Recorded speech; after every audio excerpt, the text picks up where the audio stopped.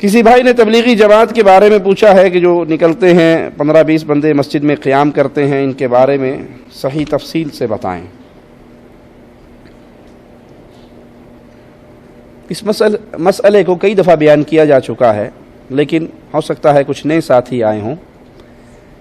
مسلمان پہ اللہ کے دین کی تبلیغ کرنا واجب ہے، ہر مسلمان پہ، یہ مولویوں کا کام نہیں، ہر مسلمان پہ۔ جو مسلمان ہے اسے پیارے نبی صلی اللہ علیہ وسلم کا کوئی بیان، کوئی فرمان، کوئی ارشاد، کوئی حدیث ملتی ہے، پہنچتی ہے، تو اس پہ لازم ہے کہ اس کو آگے اپنی استطاعت کے مطابق پہنچائے۔ خامن کو پتہ لگا وہ بیوی کو بتائے، باپ کو پتہ لگا وہ اولاد کو بتائے، بھائیوں کو پتہ لگا وہ اپنے بھائیوں کو بتائیں، اپنے گھر کو، اپنے قبیلے کو، اپنی قوم کو، اپنے معاشرے کو، اپنے ماحول کو، اپنی بستی کو، اس میں دین کی دعوت دینا، پہنچانا لازم ہے۔ رہا ماجرا کہ کوئی ایک بستی سے اٹھ کے دوسری بستی میں، دوسری بستی والے پہلی بستی میں، مکہ والے مدینہ، مدینے والے مکہ، جدے والے طائف، طائف والے جدہ، اس کی مثال رسول اللہ صلی اللہ علیہ وسلم کی زندگی سے، صحابہ کرام کی زندگی سے نہیں ملتی۔ آپ نے جس کو بھیجا اس علاقے میں مستقل رہنے کے لیے بھیجا۔ سیدنا معاذ کو بھیجا تو یمن کی طرف روانہ کیا، وہاں رہنے کے لیے۔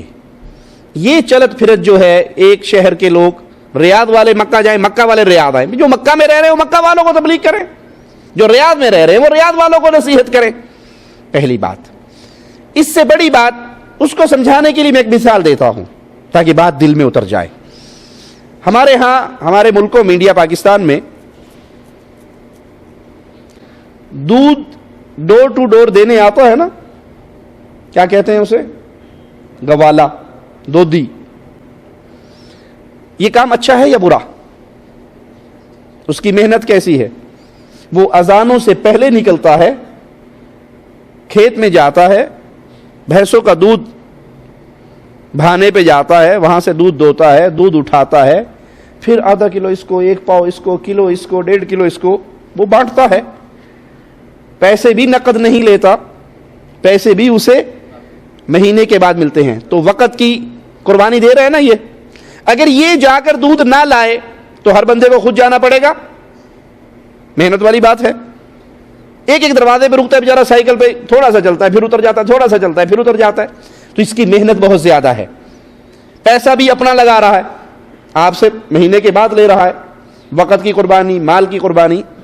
اگر یہی دودھ والا اپنے برتن نہ دھوئے، یا دودھ میں کیمیکل ڈال دے، یا دودھ میں زہر ملا دے، اور پھر آ کر ڈور ٹو ڈور یہ دودھ بانٹے، سب بچوں نے فیڈر پیے اور ساتھ ہی موشن لگ گئے، ساتھ ہی بھاگے، ہر باپ اپنے بیٹے کو لے کے ہسپتال بھاگ رہا ہے، اور شام کو اس کو آگے پکڑیں کہ تو نے یہ کیا کیا، خراب دودھ دیا ہمیں، تیرے برتن گندے تھے، اس میں زہر تھا، اس میں کیمیکل تھا، اس میں یہ تھا، اس میں وہ تھا۔ اور یہ کہے کہ اپنی بات نہ کیجئے، پہلے میری طرف دیکھیے، میری محنت کتنی ہے۔ میں اذان سے پہلے نکلتا ہوں، میں مزرے میں جاتا ہوں، میں کھیت میں جاتا ہوں، میں بھینسوں کا دودھ نکالتا ہوں، میں سائیکل پہ ٹھنڈی بارش ہو، اندھیری ہو، طوفان ہو، 2 دن دودھ دینے آنا ہے، میری ڈیوٹی ہے، میری محنت، میرا وقت، میری قربانی، میرا پیسہ، یہ سارا کچھ دیکھیے۔ تو جس کا بچہ بیمار ہوا ہوگا وہ کیا کہے گا غصے میں؟ بھاڑ میں گئی تیری محنت، تیری محنت کو دیکھوں یا اپنے بیٹے کو دیکھوں؟ بھائی ٹھیک ہے تو ڈور ٹو ڈور آ کے دودھ دے رہا ہے، لیکن جو چیز تو سپلائی کر رہا ہے وہ تو خراب ہے۔ چیز خراب سپلائی کرنے کی وجہ سے تیری محنت ساری بیکار، اس کی کوئی قیمت نہیں لگے گی۔ تو ہم کہتے ہیں تبلیغی جماعت والے پیارے بھائی، ان کی وقت کی قربانی بڑی عظیم ہے، مال کی قربانی بڑی عظیم ہے، اپنا بیوی بچوں کو چھوڑنا، گھر بار کو چھوڑنا، باہر نکلنا، گرمی سردی طوفان بارش، بسترے اٹھا کر گردنیں جھکا، یہ ساری محنت بڑی اچھی ہے۔ جو چیز وہ سپلائی کر رہے ہیں ڈور ٹو ڈور، وہ کیا ہے؟ دیکھنے والی بات، جو چیز وہ سپلائی کر رہے ہیں، جو دروازوں پہ جا کر لوگوں کو بلا کر مسجد میں اکٹھا کر کے پڑھا کیا رہے؟ اگر تو قرآن کا ترجمہ پڑھائیں تو ہم خود جانے کے لیے تیار، اہلاً و سہلاً، سب جائیں، سب سنیں۔ اگر وہ بخاری شریف سے درس دیں حدیث کا، سب سننے کے لیے تیار۔ وہ دیتے ہیں مولانا ذکریہ صاحب کی فضائل اعمال کا درس۔ فضائل اعمال جس کو مولانا ذکریہ صاحب نے لکھا، وہ شرکیہ واقعات سے بھری پڑی ہے، شرکیہ عقائد سے بھری پڑی ہے۔ وحدت الوجود کا عقیدہ اس کے اندر موجود ہے، غیر اللہ سے فریاد کرنے کا عقیدہ اس کے اندر موجود ہے۔ صفحہ 558 فضائل صدقات حصہ دوم، کتب خانہ فیضی لاہور کی چھپی ہوئی، ہر پریس کی الگ الگ پیج ہوتے ہیں، کتب خانہ فیضی لاہور کی جو چھپی ہے اس میں مولانا ذکریہ صاحب عقیدہ وحدت الوجود، جو صوفیوں کا عقیدہ ہے کہ نعوذ باللہ ہر چیز ہی اللہ ہے، اس عقیدے کو بیان کرتے ہوئے کہتے ہیں یا اللہ معاف فرمانا، جھوٹا ہوں، کچھ نہیں ہوں، تیرا ہی ذل ہے، تیرا ہی وجود ہے، میں کیا ہوں، کچھ نہیں ہوں، جو تو ہے وہ میں ہوں۔ یہ شرک کا عقیدہ ہے۔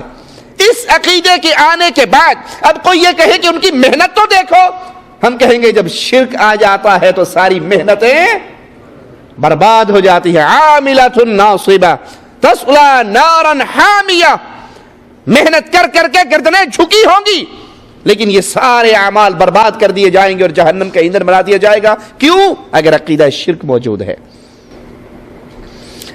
مولانا صاحب اس کے اندر ایک سخی کا واقعہ لکھتے ہیں، فوت ہو گیا، لوگ اس کی قبر پہ گئے زیارت کے لیے، اونٹ پہ سوار ہو گئے، صاحب قبر اونٹ والے کے خواب میں آیا اور کہا تم میری قبر پہ آئے ہو، خالی پیٹ جاؤ تو اچھا نہیں لگتا، یہ اونٹ مجھے دے دو، اس کے بدلے میں اصیل اونٹ میرے گھر کھڑا ہے وہ تم لے لو۔ خواب ہی میں سودا ڈن ہوا۔